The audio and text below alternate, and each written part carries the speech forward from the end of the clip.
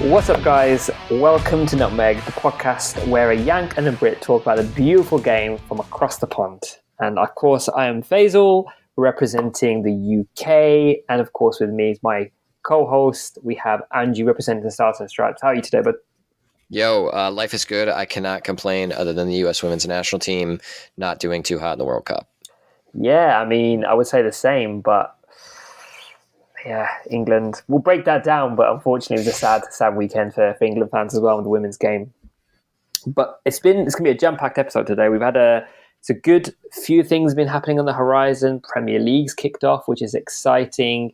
Fantasy Premier League has kicked off as well, which has also been exciting for me personally. I've had a good start, but I could go down. Obviously, with stuff in the women's team as well, some big transfers as well to our previous episode we talked about, which is Saudi Arabia. So you might want to listen to that one first and just get an idea of what we're going to talk about. But Andrew, let's break this down by kicking off where we left off last time, the Saudi Arabian episode. There is a big money transfer, and what I think is probably the creme de la creme of football in terms of the big name players that have hit the Saudi Pro League. So let's start off with Neymar. Neymar to I'm going to get it wrong. You are. I am getting it wrong. Is it Al Hilal? Yeah. There we go. So it's been, I mean, the top line of it is it's a low price in terms of it's cost the Saudi Pro League and Al Hilal 77 million roughly. I mean, for his age as well in general. But what he's due to earn is bonkers. Do you want to break that down for us, Andrew, and get stuck into that, what we're thinking? Yes, so it's not a super unexpected move. We've all heard the rumblings for like the past 2 seasons that Neymar is not happy at PSG or being in France. The recent rumors before this transaction actually transpired was him wanting to go back to Barcelona.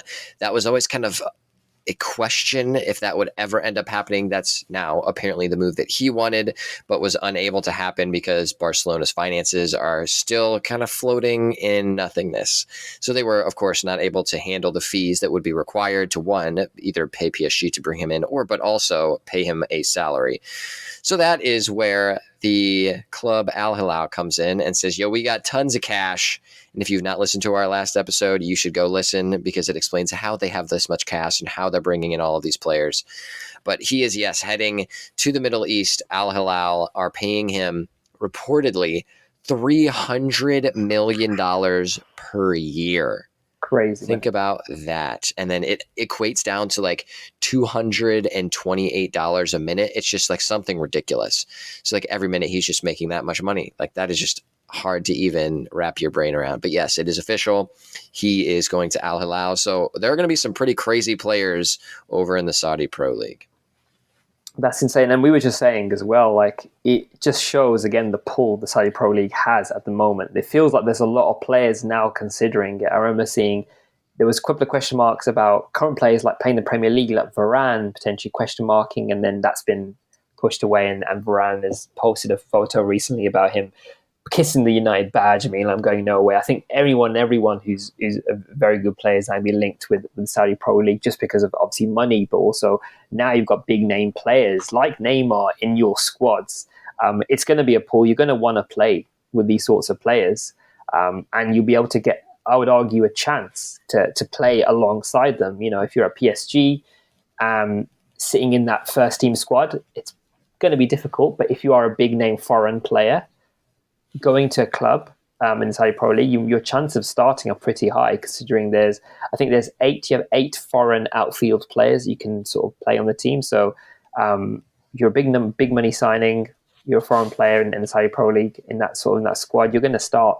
So yeah, it's going to be interesting. It's an opportunity to play with some of the greats, your Ronaldo, your Neymars, etc. So it is pretty special, and I think for me it kind of shows again that the pull that the league's got at the moment, if people like Neymar are coming through to it, does that still mean that it is a bit of a retirement league, or it's still like if players are, Neymar starts pretty much any team, starts in pretty much any club, right? In the world, I would say. Does it still count towards? Is it a bit more like? Are we moving away from that a little bit, or is there quality football? Will there be quality football on the show? That's the question. I think some teams will have quality football, but then of course the teams that don't have all of this money that are going to be at the bottom of the table, like it's probably going to look pretty weird when those teams go up against Neymar's squad. So I think it will be kind of funny to watch what some of those score lines will look like. We'll have to see. It could be interesting because some of the games that Ronaldo have been playing in have been competitive. So you never really know. I think that this is almost the Saudi Pro League is just a more advanced stage of the MLS at the point when the MLS was called a retirement league because they were just getting all of these old English stars coming over after they've had their primes. They're on the downswing of their career, but then they come and play in the MLS and can still be competitive and do fairly well. I think just because the Saudi Pro League has so much money, they can kind of skip that a little bit and start to bring in some actual talented players that are still maybe not fully in their like downswing from retirement, but still have a lot of quality that, like you said with Neymar, can still compete in some of the best teams in the world. Speaking of like English players in the US, as you were speaking, I just remembered Wayne Rooney, and and you know what I'm going to say, that there was that, I think it was Chicago Fire he's playing for, and he's got the ball halfway line, just hits it and it goes in. It's just crazy. No, he hits it and there's a header. I think when the team players just heads it, was like 90 something minute. It's just like crazy, and then that player gets yellow card, and then his reactions like yellow card. Like just watching that back, I remember going, "Wow, that's insane." Do you remember that?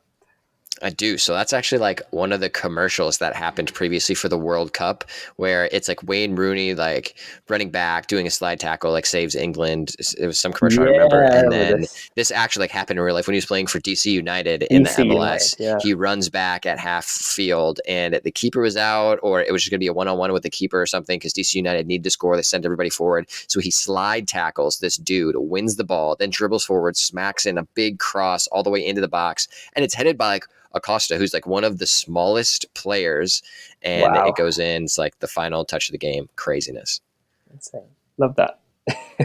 Speaking of MLS things, I don't love to talk about the MLS because I'm not the biggest fan. However, I think we should talk a little bit about Messi, the GOAT, in my perspective, going over to Major League Soccer. And everyone was questioning if this move was the right move because he was also offered a fat stack of cash to go to the Saudi Pro League. And questions were in the air of how much was it really? Now, how much is he actually going to get when he goes to the MLS? So he has the decision to make and ends up selecting to go to the MLS over the Saudi Pro League. I'm sure the Saudi Pro League reps were not very happy with that one because they wanted their Messi-Ronaldo matchup. But the MLS offered him a crazy, ridiculous package that all of you that have followed this, I'm sure, know. But he gets a part of Apple's like revenue coming in from their streaming services. He also gets a part of the revenue from jersey sales from Adidas because a lot of the sales of his jersey and jerseys in general in the MLS would potentially be going up. So he gets a percentage of that on top of the payments and things that he's getting from Inter Miami.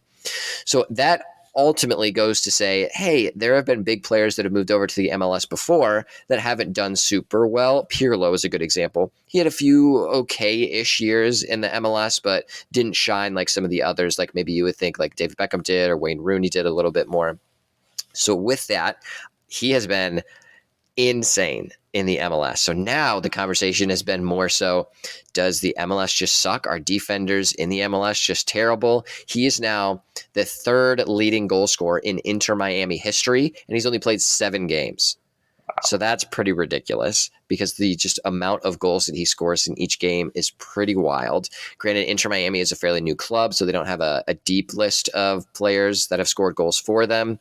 But it looks like either this season or next, he will become the leading goal scorer for Inter Miami in quite a few less games than their leading goal scorer, which is Gonzalo Higuain. But what do you think as an outsider perspective? So I'm in the US, of course, so I get the MLS news. I see the hype. I know what soccer is like here. From an outsider's perspective, what did that transfer look like?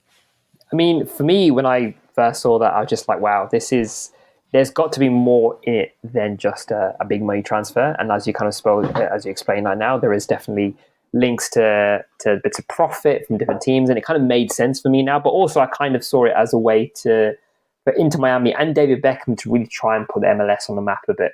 And it was for me watching fresh off like a World Cup, being at one of the greatest players in world football history, to come to Inter Miami to kind of take to football in terms of the way he has.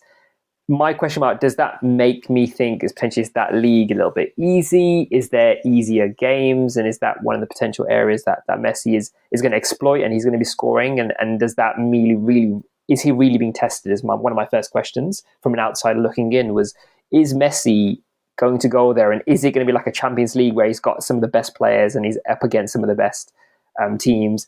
Or is he going to be scoring for fun? And that's kind of shown that at the moment, scoring for fun, scoring goals and scoring some great goals as well. Like, you know, it is amazing football he's playing at his age. To go and still be at the prime is insane.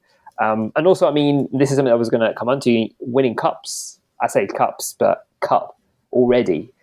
It's fantastic for a team that, granted, beginning of, I think, this part of the season was near the bottom of the league in the MLS.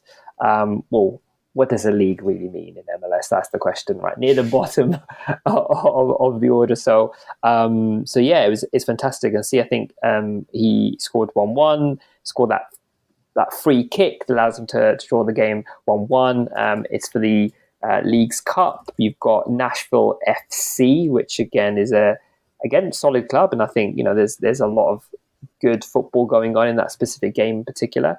And then 10-9 on penalties and picking up your cup for a club again when you've only been not too long, which is great. It shows that how much he's galvanized the team, he's galvanized the players around him. And one thing I've noticed more than anything, and it's granted is going to happen, is the amount of celebrities at these games is insane. I'm seeing Rick Ross, you're seeing Kim Kardashian. It's a who's who of celeb. It's like celeb spotting central. When Inter Miami are playing, it's celebs. It's going to be big money. I'm hearing that some of the most crazy ticket prices for some games now as well, for some seats, which is what you expect from Lionel Messi, right? You expect him to bring in the audience, bring in the players, bring in the goals, and also a cup. So yeah, I think it's paying off.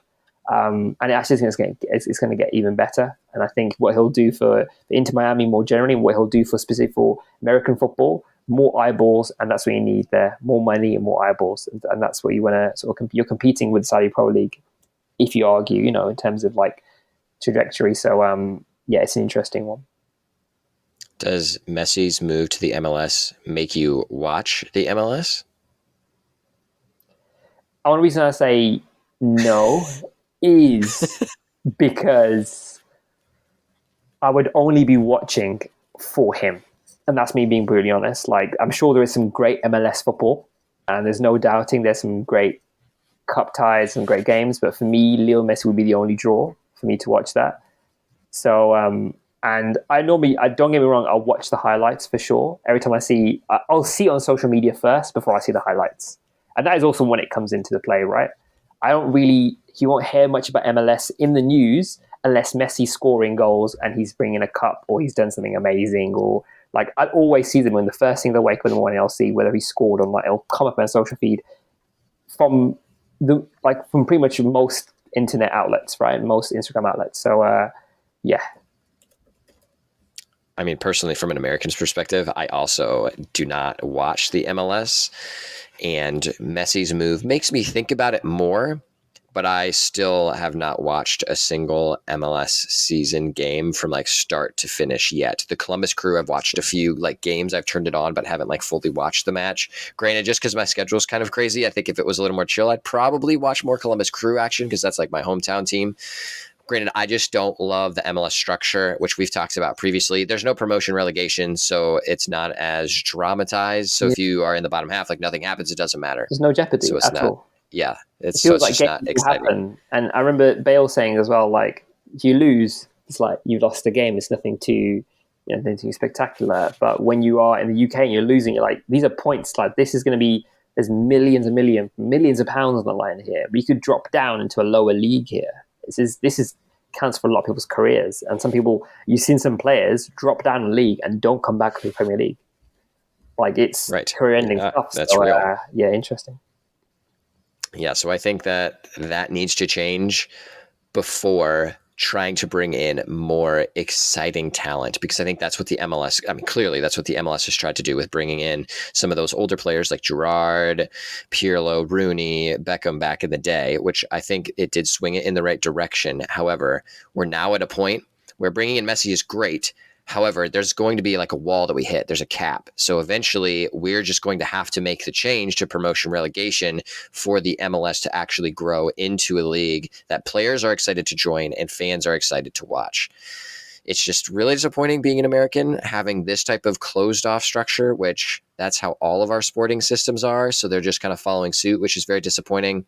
There's still a movement out there for promotion relegation to try to make that happen. However, the higher ups and the owners of the clubs don't want that to happen, because it's a different world, because there's a different structure where the league actually owns all the teams, because it's just a franchise model. So then the franchises are the actual teams. So they're not really clubs. They're just franchises coming from the league. So the owners own a franchise, but don't actually own a club of their own. So it's a weird, convoluted mess that I absolutely hate. And then people get mad at some of these like investors that go and buy clubs in the lower divisions of European football, but you see why. Because it just makes sense, because it's so expensive to try to get an MLS club, and there's no promotion relegation in the US. So there's no excitement to be able to potentially take a club and grow it to the highest level. That's only available abroad. I mean, speaking of relegation, promotion, as you said at the top of the show, it is the Premier League has started, which we can both agree is probably one of the most competitive leagues in the world, if not the most competitive league in the world. And it has some of the best games, some of the best players. And just wanted to get to break this down a little bit. It's been obviously a couple of weeks now, since a couple of game weeks actually, since the Premier League began. Just wanted to break down what, in your thoughts at the moment, are like, where's your, so it breaks down in three things. There's what's your, like, at the moment, you've seen like top performers, they're going to be very comfortable. They are probably going to sell to the league, or probably comfortably in, top three, or comfortably. What is your one club, would you say, is your one to watch off the back of maybe the past couple of games? You're thinking they're set up, this is probably can be heading in a good place for them. And then what is that one club you're thinking, I'm worried? And what are you thinking? What's your immediate thoughts on Premier League season so far? Overall, I think it's been exciting. There have been some upsets that we've seen, some clubs that are normally toward the top of the table struggling. We've seen just some clubs that struggle, continue to struggle. So I think it's been a lot of some things to expect, and then some not things to expect, which has made it for good watching. And it's only been 2 weeks, so it's quite exciting. I will say I'm already struggling with fantasy, so that's not a good move on my part. It's because I had 9.5 spent on Bruno Fernandes, or 8.5, however much he costs, and he has not been doing anything. No goals or no assists at all so far. So that's disappointing. But I'll give you my three teams, and then I'm curious to hear yours. So first off, I will start with, I'll just do like a handicap one that doesn't necessarily count, but like Manchester City, they're looking strong as normal. So that's to be expected. We all anticipated Manchester City being on top of the table. At least we did with our predictions. So they are looking strong. And even though they have like Kevin De Bruyne getting injured, they have two things that happen. One, their depth is just so good that they can fill in a player that can still play at a high enough level to keep them at the top of the Premier League and just playing that intensely good football. The second part of that is they have so much money that they can just go buy a new player when someone gets injured. So Nunez from Wolves, they just put in a 50 million euro bid for that star midfielder to swipe him from Wolves, just because now they know De Bruyne is going to be out for a while. So that's pretty crazy. So they are like the team that is like obviously going to do well, and they've looked strong so far. I would also add to that category Brighton. They have looked good and have slapped some teams. And just the football style that they're playing right now, too, looks really good. And I am excited to see how they continue to play in the Premier League. I've seen some reports that like you should not be super high on them, but just the way that they've been playing and the formation that they set up, they look very competent in and playing it. So I'm excited to see where they go from that one. So those are like my two for sure, looking good, excited to watch. The team that I'm also kind of like I don't see them like doing super awesome quite yet, but I think that they have some potential to do well. Actually, I'll give you two teams. West Ham is for me that one team like I think they could be a sleeper pick to do something cool. They've looked pretty solid already this season, and they have some exciting players to watch as well. I've actually picked up a few of them on my fantasy team. I knew going in, I think that they would do something interesting. So I am excited to see how they continue to play with their season. And they already have a goal differential of 2 going into this and scoring 4 goals total in those 2 matches. So it's exciting because I think that they'll have a good run of form that will carry them through at some point. So that is my team that I'm looking forward to watching. Then, as we kind of go down the table, there's one team that stands out. I'm going to throw in just one other team as well that's disappointing. And I think it's disappointing for both of us. Manchester United just have not been kicking at all this season. A lot of people, I've seen memes on social media saying they're the new Tottenham, which it feels true. It's just like the feeling you get as a Tottenham supporter last season when just stuff is not going right. There's no organization. I feel the same right now with Manchester United. So that's like one team that has just really let me down. I don't have high hopes at the moment until things get sorted. And I'm still saying the freaking sale needs to happen of this club. It has to get sorted or bad things are going to happen, which we're already seeing. But my actual real team that just is not looking good, it is the team that's at the bottom. So no surprise, it's Everton. They have a -5 goal differential. They have scored no goals in their first 2 games and, of course, leading to no points. So they just have not looked too strong quite yet. I'm hoping that they do snap out of it. They have some solid players with some interesting talent on their side of the roster. So I think that they will be able to get out of the relegation zone. That's what I've predicted as well in our standings. So hopefully that is the case, but we shall see. So those are the teams that I'm interested in watching up and down the table. Faisal, who are you looking at? Yeah, I think very similar. I think City blistering start. I mean, it was guaranteed for that, right? They seem very incredibly well set up. I think that's really important because they have what the Premier League needs in terms of like a squad, the depth in squad. They've not got one of their key players, but De Bruyne out, Phil Foden in the previous match, that 1-0 against Newcastle, sensational stuff. So he is filling in that gap, and they've just brought in Jeremy Doku as well from Belgium, who, if you remember the Euros, great, just the speed, pace, excellent player, really excellent young player as well. So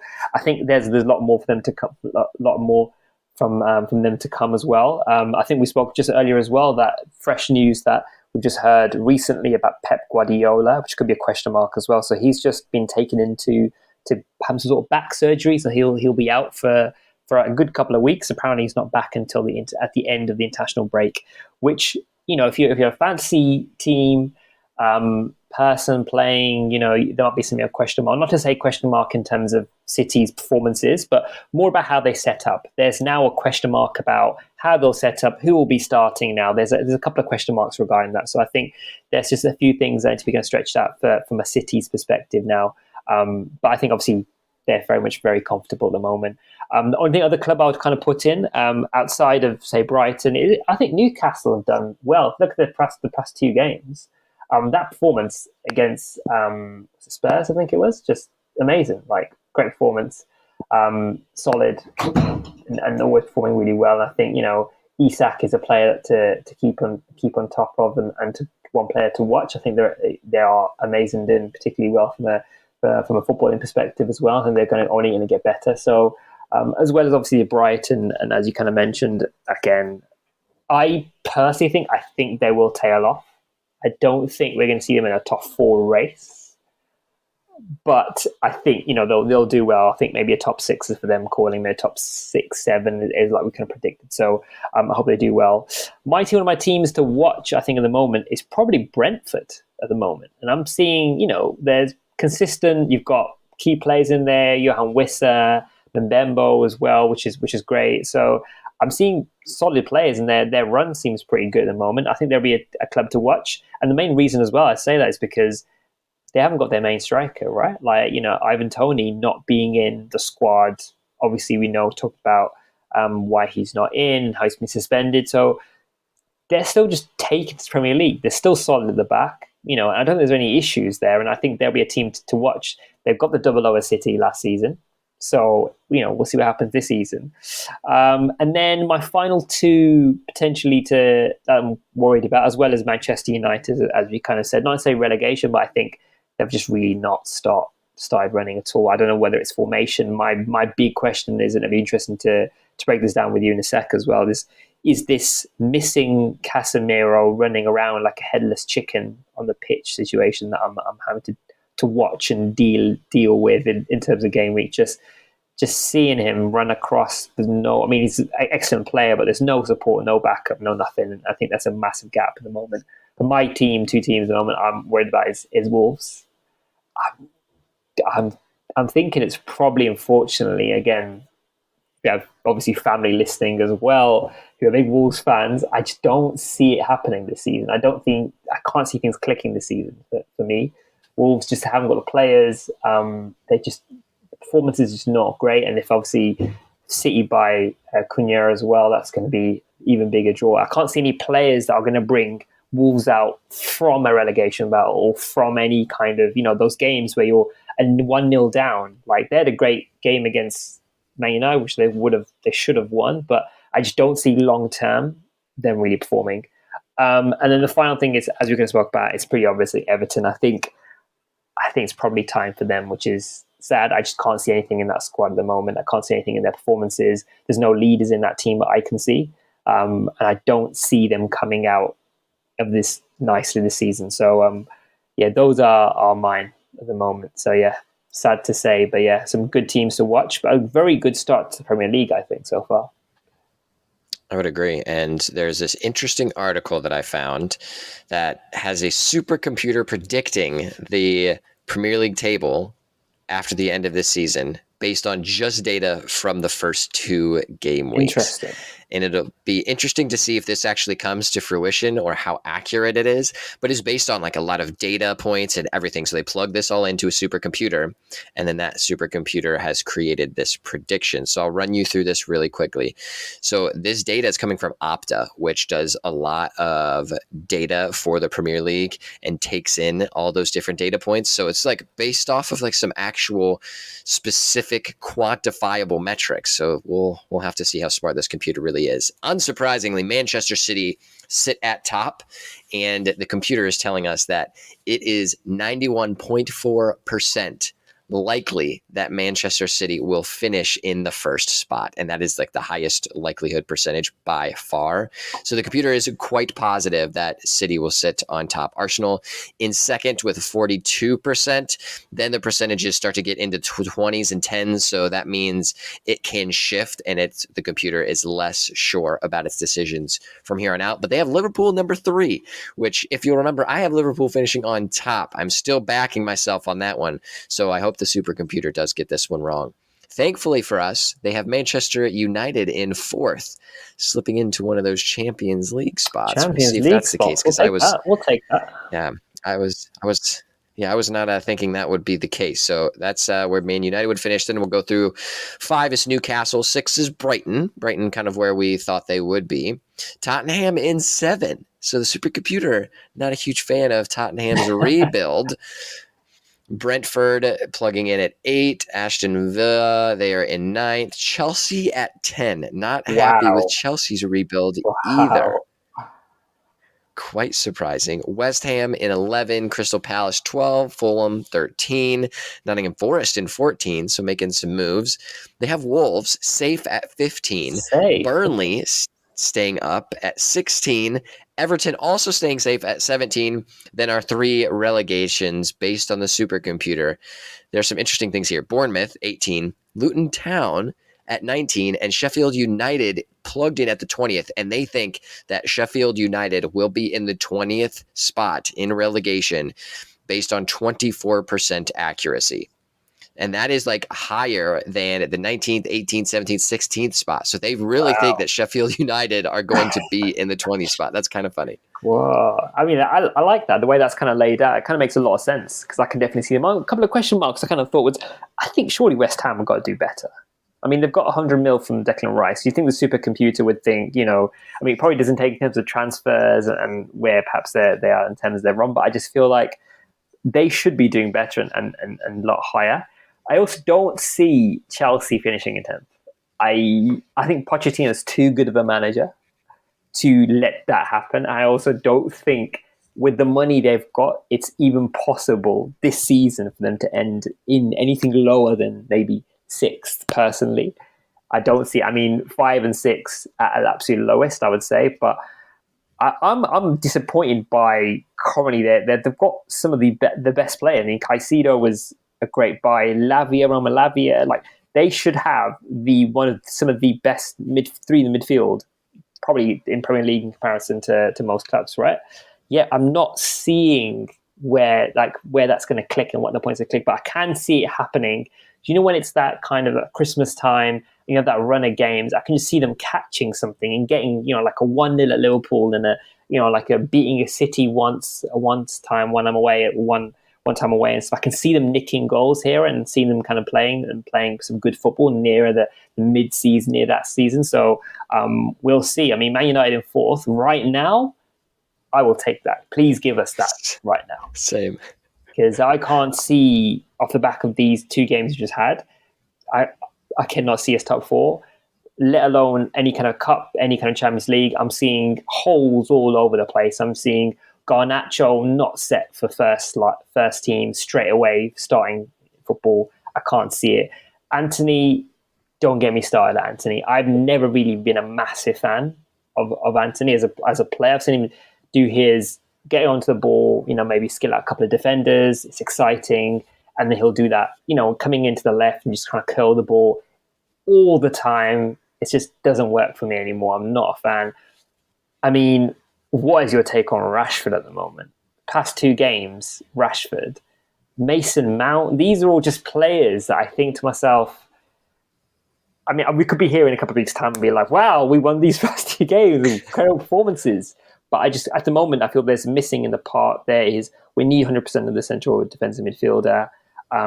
Martinez, for me, at centre-back, just hasn't been the same since his injury. I just don't think it's clicking for him. And I think that's kind of for me, the shining beacon at the moment for me is how much Onana's impressed me in terms of his passing and his performances. And I'm seeing him spray balls better than some of our midfielders are doing all last season. So I think it's positive in that respect. But what are your thoughts at the moment? I'm Man United as we are fans and we're watching the games more than most. Yeah, disappointing showing for sure. I did have this prediction where they would not make it into the top 4. I think they slot in at the 5 spot in my prediction wheel. So I don't think that the wheels are appropriately attached to the bus. So they're going to have a wobbly season. I really think that's what this is going to look like. Really mainly due to the stupid sale of this stupid club. Just get it sorted, figure it out, because it is preventing, 1, a fan base from being super supportive and organized, 2, transfers from being completely structured the right way to actually filtering through. So sure, we got Mason Mount, but would we have wanted Mason Mount if we would have sold to either Ratcliffe or Saudi Arabia? Then is that the transfer we would have wanted? There would have been a whole new backroom staff, I would have assumed, that would have gone through and then done the scouting, figured out the right transfer, have Ten Hag's input as well. So I think the transfers would have looked different, and I would have actually preferred them to look different because I like Brighton's route a lot better, where they have a lot of good star players that make sense. But then when they are scouting, they don't scout and say, hey, who is the best performing player right now in the Premier League that we can buy? They look at some of those younger players or players that fit in a role and play really well, which is what Manchester United needs right now. We need role players that can play really well. We have a lot of talent on our roster. We just need those role players to slot in and to play well. So that is unfortunately what is not happening at Manchester United, and I don't think it's going to be sorted anytime soon. The stat I'm going to drop right now is between Rashford and Bruno Fernandes. No goals, no assists in the first 2 games. For fantasy people out there, that's just disappointing, especially like me because I had Bruno. Thankfully, I skipped on Rashford this year. I mean, I'm seeing Rashford's performances. I just feel like the confidence just isn't there. I don't know what it is. And I read somewhere, like a tweet somewhere, where it feels like he's playing like a player that's been had like broken promises by the club. And that's happened on a couple of occasions. We had a couple of question marks about certain players feeling like they were promised one thing and not got another. I think it's on 375k a week at the moment and just got a recent new contract. I just feel the zip isn't there. I'm seeing some really stray passes, and it's just not him being should be that player getting at least 1 or 2 goals in the past 2 games. They're not been too hard games, personally. Like off the back of those games, there should be goals in those games for Marcus Rashford and Bruno Fernandes. It's not there, and and it goes back to Mount a second as well. One of my biggest question marks, and I still can't get my head around it. Why was, and this is like Ten Hag, why has he made Mason Mount in the whole Premier League in football a priority? Why has Ten Hag, I mean, what does it say about the club, right? When we're not looking at like kind of key, maybe bigger targets or individual targets, why is it that out of everybody in the Premier League or most recently, we've just really prioritized Mason Mount? I don't think many other clubs would have done that. And I don't think any performances recently, he's not a starter for Chelsea, have really warranted I'm nailing my colours to the mast, I want Mason Mount. Incredible player, I want him. Like I just can't see why that's happened, why that stalled for so long. We eventually got him and he's kind of been underwhelming. I'm not saying anything, he's adapting to Manchester United. I get that, I appreciate that, but I just feel like why was that a priority is my question. Yeah, I don't think that was the smartest signing, especially for the fee that we had to pay to get him.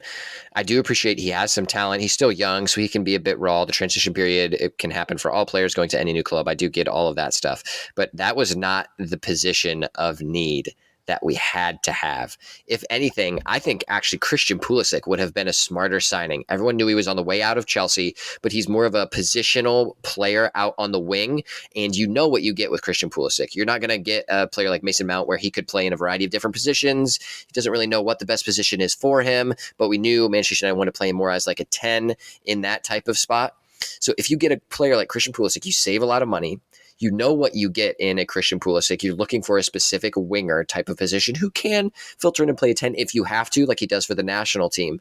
But you're also taking that player that is coming out of a Chelsea side that's not a regular starter. So you know that is the case. You don't have to spend a ton of money, which I don't even get why Mason Mount was so expensive because he wasn't a regular starter. He was just like a Christian Pulisic.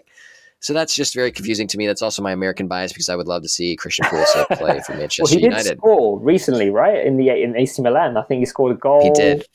2-1, don't be sister, but like, yeah, again, loving life. He just needed football. He needed the trust of the manager to bring him into the play to do that. So I think it's great. I hope, I mean, I'm not trying to bash Mason Mount because I'm sure the media is already doing that. I've seen loads of tweets like 11 games, 11 passes, and like I think Sky Sports must have been. I think they put like like his name came up and he was on camera, and they did like 0 goals and assists in 2 games just under his name. I'm like, it just feels very like I get it. It just seems too on the nose. Like you know, there's going to be a balance here a little bit. I think he will come into play, and I think if we're looking at trusting the process, we're trusting Ten Hag, then he is the player that Ten Hag feels is that key in that midfield space. And maybe we should need players around him which are stronger to support that. And that's probably where I spoke about Casemiro needing someone looking a bit lost.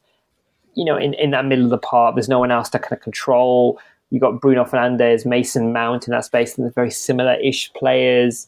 You've got Anthony, who again, you know how I feel about Anthony, Jadon Sancho, who I think is probably one of our better players this season already. When he's come on, he's done something a little bit different. So I just think maybe around him, he hasn't got the support. So maybe add in some more players. I've seen play. I really like Amrabat from the Moroccan midfielder. He's in that, you know, central defensive midfield kind of player. I think he'd be really good. And I've heard that he's been training on his own, trying to push his way into Manchester United and playing and training like a player who's already mentally sold. So if we just stepped up a bit, give some support to Casemiro and Amrabat in that middle of the field, I can see us actually controlling midfields. Then I can see us getting the goals in.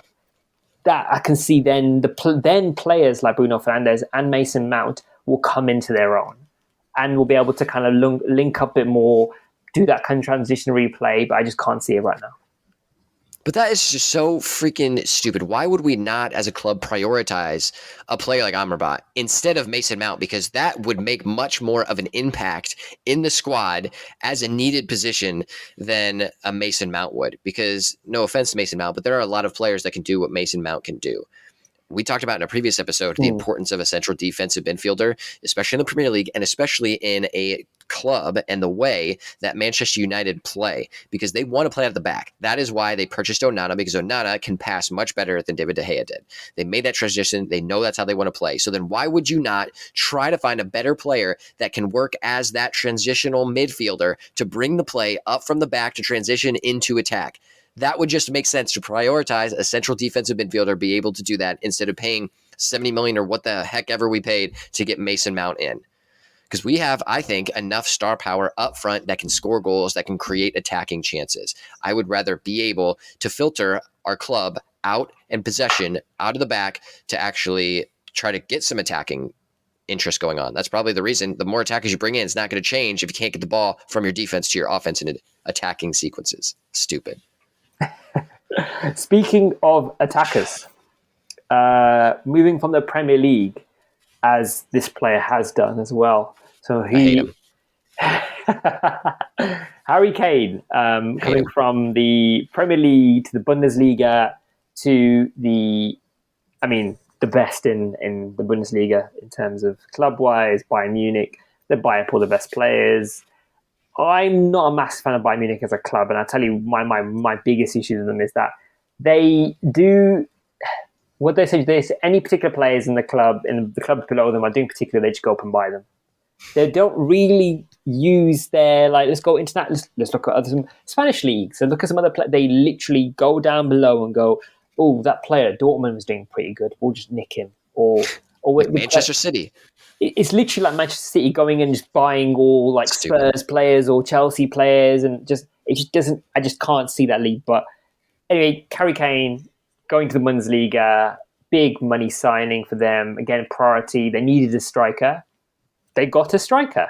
Simple as that. Lewandowski, that hole was there.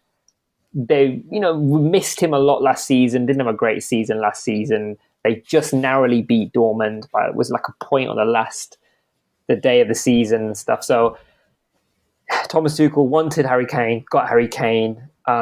Thoughts? I think it is a good move for Bayern Munich. I don't have any allegiance or hatred really toward Bayern Munich other than, they got a bunch of money so they can buy whoever they want, which doesn't make it as exciting. So kind of like a Manchester City, even though they're not owned the same way Manchester City are by just some state figure. So that's exciting to me.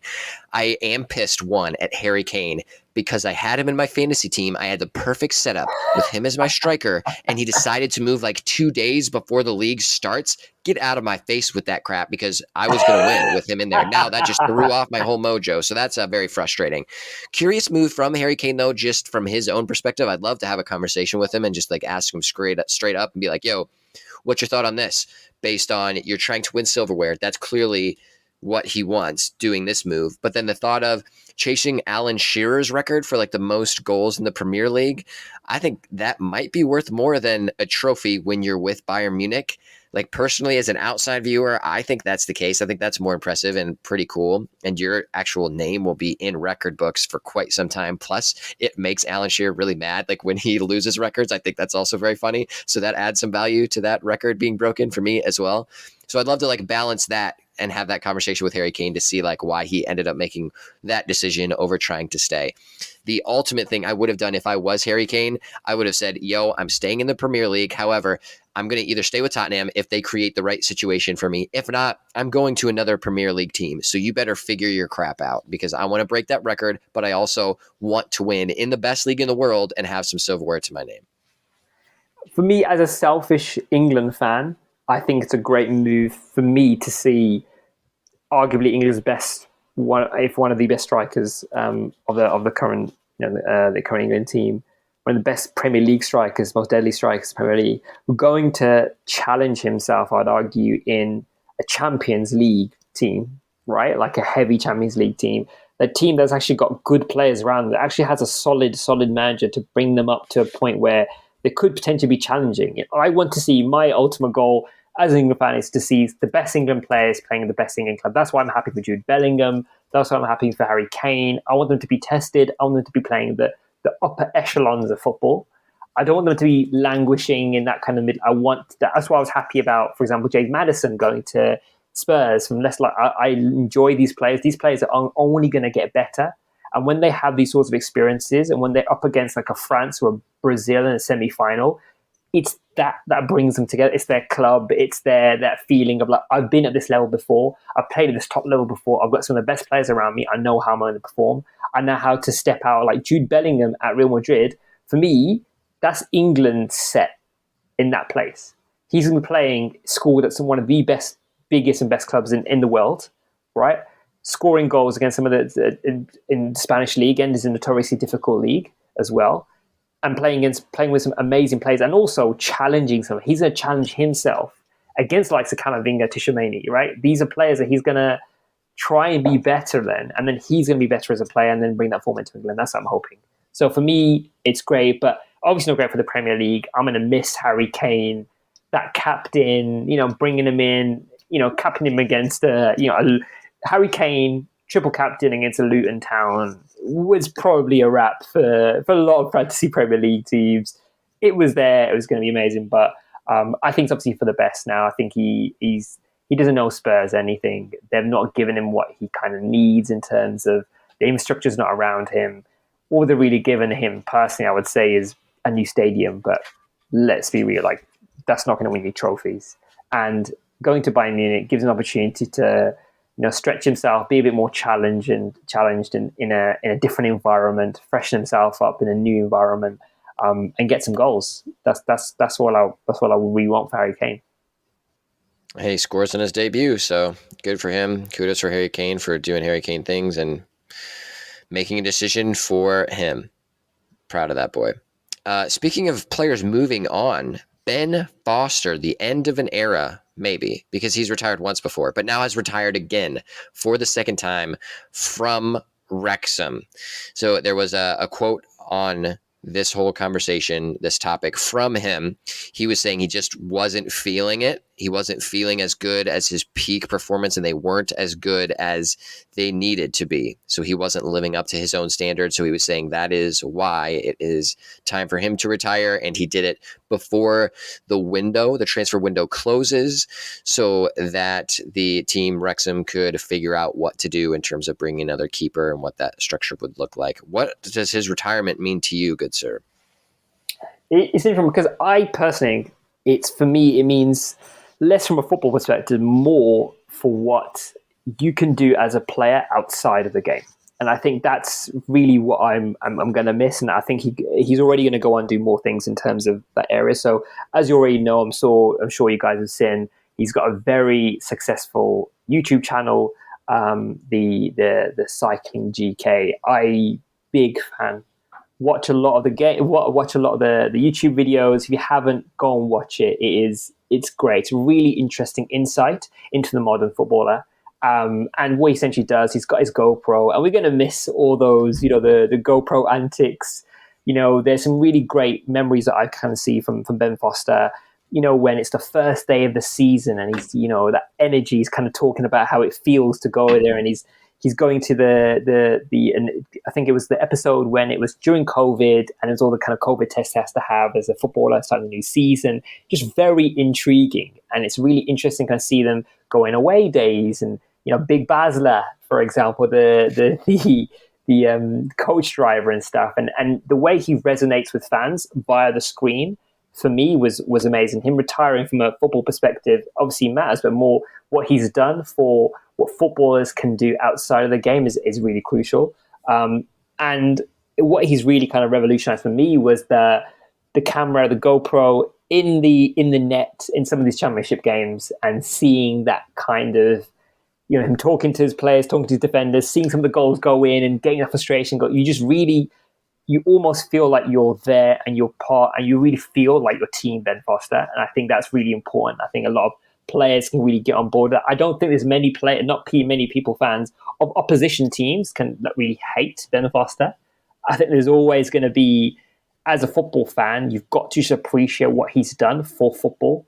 And what he's done specifically for the football in terms of like football media and podcasts. And the podcast, again, is great. It's got some really, if you haven't listen to this podcast, but also listen to the podcast as well, because it is great, because there's some really great footballers on there. There's a really interesting one talking about goalkeepers in terms of like they're competing probably with one other person, but that is it. There's no substitution. It's hard being a goalkeeper. So, and also being a Man United fan, we won 2 League Cup titles with the Man United as well. I mean, 23 appearances, but still 2 league titles is not to be sniffed at. So, yeah, it's good for Ben Foster. But yeah, sad to see him. I'm sure he'll do more and more stuff, but it's really great to see. Yeah. Cheers to Ben Foster. We wish you well on your retirement. Thanks for bringing us a lot of memories as Manchester United fans, but also as soccer fans, because your journey at Wrexham has been fun, and just content creation in general has been on point from you, good sir. So we appreciate that, especially for myself as like a wannabe YouTuber. I love watching the content. So the stuff he creates is always fun, and I'm looking forward to what he continues to create now that he is journeying off into retirement. Now, a big world event has just concluded. It was the Women's World Cup. Your nation did much better than my nation. So before I go off and yell about how the U.S. women's national team exited in the round of 16, our worst ever finish, by the way, as a country in the World Cup, how do you feel England did? Gutted. Of course, it's a big loss. England's performances, it was a bit sketchy at the beginning of the group stages, and there was a couple of question marks, I think. And then the England women's team in the China game, great performances. You had Lauren James coming out, and I remember watching some of her goals. If you haven't seen them, go out and check out Lauren James's, who is Reece James's sister, who is Reece James, the captain of Chelsea the moment, the new captain of Chelsea at the moment. So yeah, Lauren James, some of the performance, some of the goals, extraordinary, and some of the performances were great. And seeing us get to that point, beating Australia, which Australia the host, you're getting booed left, right, and centre, and beating them 3-1. Like it's great. So getting to that final, it was obviously really bittersweet to lose to Spain, because if you look at the rankings, Spain good performances, but that should have been a team that England should have beat. But yeah, I mean, Mary Earps, as a Manchester United fan and as a women's Manchester United fan, being the number one keeper for Manchester United, and her performance across the whole World Cup, but also in that game in particular, saving a penalty as well to keep us into the game. Unfortunately, it wasn't meant to be, but honestly, it's what it's done for women's football and what it's done for the English women's game as well. We know we're at the level, we are one of the best teams in the English women's game, 100 in women's football in general, actually. So yeah, it's sad, but an amazing performances, an amazing feat for us as well. So yeah, very proud of the girls, and I'm hoping that we can go on in terms of next cup, next Euros. Let's do it. Let's bring it home next time. That's all we do. Go again. But unfortunately for yourself, Andrew, USA wasn't really at the races. No, they were absolutely not, which is quite frustrating. But before all the negativity that I'm going to throw, which I do appreciate our women's team, there's a lot of struggle, and it's a transitory period. Transitory? How do you say that word? Transitory. There you go. Transitory period. Yeah. Mm-hmm. It is. However, cheers to Spain for winning the whole thing. Pretty cool. It's exciting for them. It is their first World Cup on the women's side, so that's new. I like seeing that. Good on new clubs, new countries coming out and winning the World Cup. Very exciting. I love to see that. Yes, England falling just short, making it to the final, so at least something to not be sniffed at, because making it all that way is clearly much more difficult than what the U.S. could handle. So our U.S. women's national team, let us talk about it. First, Vlatko. I'm not a fan. It didn't look like he was up for this strategically, because the way that he played players and the formation and the positions that he used players seemed like he was still trying to figure it out. And he's been around the block. So he should have known before even coming into this World Cup where to play players and the formation that he wanted to use in the structure and system that he had already implemented and ironed out before the World Cup. As a national team manager, that's what you do. You work forward through those 3 years so that you get everything ironed out, so that when you come to the World Cup time, you have everything ready to rock and roll. That was not the case. He, thankfully, Faisal told me, I didn't even know this because I've been avoiding any type of U.S. soccer related news because I've been so frustrated. He resigned, so he's been removed from manager of the U.S. women's national team. It is time for him to move on to whatever he does after this. I'm excited to see who we bring on next because a change was surely needed from that standpoint. Now let's talk about our roster. Our roster breakdown was a weird mix of some of the old guard and some of the fresh faces that we're seeing come out. So there were a few selections that I was excited to see. So there was a midfielder, I think she is 28 or 29. So she's a little bit like on in her career, but she was playing well in the NWSL. And she's just a newer face that hasn't really played a whole lot on the women's national team. She ended up being a starter. So that was really cool. So I appreciate Vlatko at least implementing some players in the squad that are playing well and having good form, because I always like to see managers give chances to players that maybe didn't have chances before, but now they've found form, so he welcomes them into the squad. So that was cool. I liked seeing that. The issue that I had with our squad is that I don't think that the cohesion was there from Vlatko's perspective. So I'm going to blame a lot of this on Vlatko because he really needed to mold the squad better to say, hey, this is what our old guard is. This is what it looks like. We're not going to be playing them all like Megan Rapinoe, for example. She made the roster, but she didn't play a ton. She unfortunately was subbed in for that final game against Sweden and missed her penalty. If you miss a penalty and it's not on frame, that is your fault.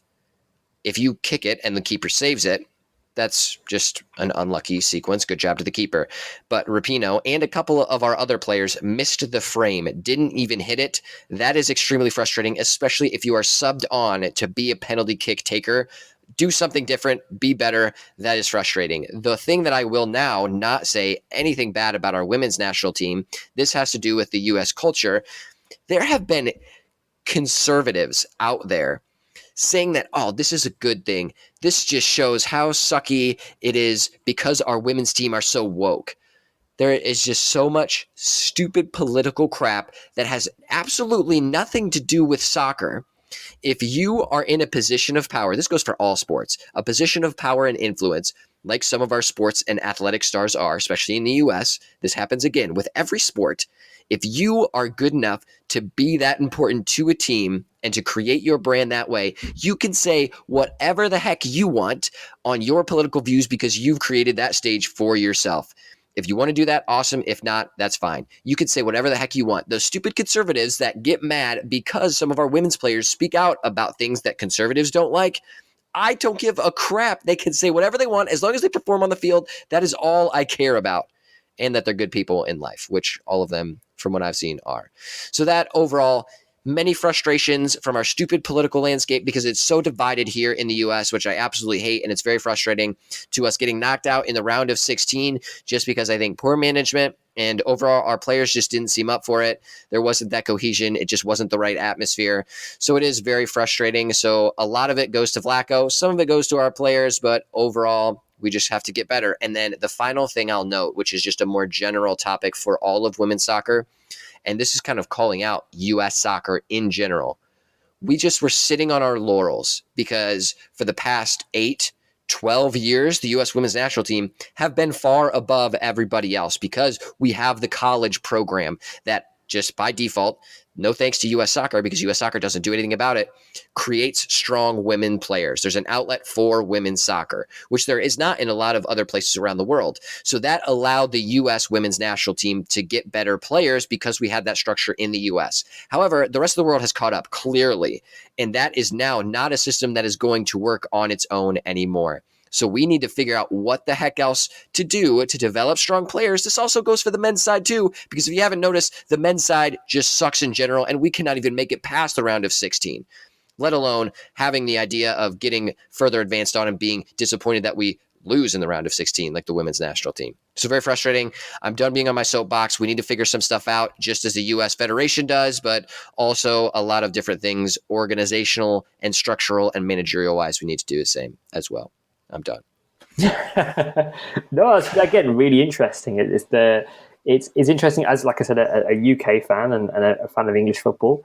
especially hear that side of it from the US perspective. I think it's really important for us to understand that from like an English women's perspective, not to do the same, right? To understand there's probably going to be a mixture of the old guard and the new guard in the next Euros potentially, right? We've got some of the older women players, and it's probably going to be a bit of an adjustment there as well. So I think there's going to be a transitionary period. But I think from just an England football, women's and men's, under 21s and everything, I'm very proud of the football that England in general is putting together at the moment. It's very good to be an England fan right now in terms of we've actually got chances at women's game, under 21s game, under 20s, like some under 21s, was it Euros winners? Like there's some incredible footballers that we're cultivating and growing even further. So I think we're in really safe hands. And like I said, I'm really proud of all the women's team and all the work they did to get to that final. We've got way more cups to go, and we've got we're here supporting from the very beginning. Amazing stuff. So let's close out this episode. It's a cracker, jam-packed, lots of stuff kind of said, with the lighter side in terms of your nutmegged of the week, Andrew. What you got for us? I do have a nutmegged of the week, and it also involves the Women's World Cup. I had talked about Spain. They had won it. Congratulations to Spain. However, the person that is in charge of like the Spain's federation, the man's name is Luis Rubiales. Probably not saying that correctly, which I don't care to say it correctly because I think he's dumb. So he is the player, not even a player, sorry, the guy that is the nutmeg of the week. So what I have to say is Luis Robles, he grabbed his crotch in celebration of Spain winning the Women's World Cup, which is, why would you even do that? That's like a teenager's way of expressing your joy. That is just gross. Don't love that. On top of that, he kissed one of the Spanish women's players on the lips during the medal ceremony. Just went up and just did it. Like, that's not cool. Not a fan. I don't enjoy that at all. That is just gross. Figure your life out, dude.